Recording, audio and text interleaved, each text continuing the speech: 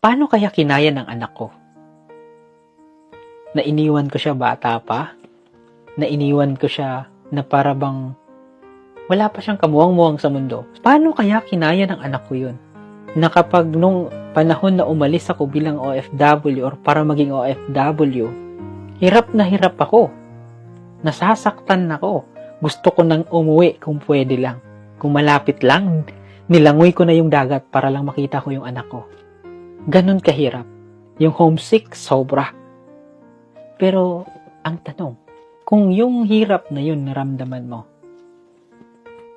paano kaya kinaya ng anak mo yun?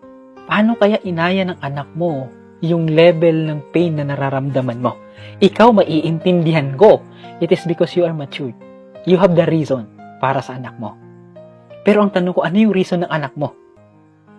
Na wala siyang ibang reason, gusto yung makasama ka. So kung yung level ng pain, halos masiraan ka ng ulo dahil sa homesick, dahil sa kamis, dahil sa pag-aalala sa kanila, paano kinaya ng munting bata na to na iniwan mo para maging OFW ka? Ulitin ko, hindi po kayong masama. Napakaswerte nila if iniisip nyo yung future nila. But what I'm saying here is yung pain na naramdaman mo nung umalis ka. Sigurado ka ba na ikaw lang yung nakakadama?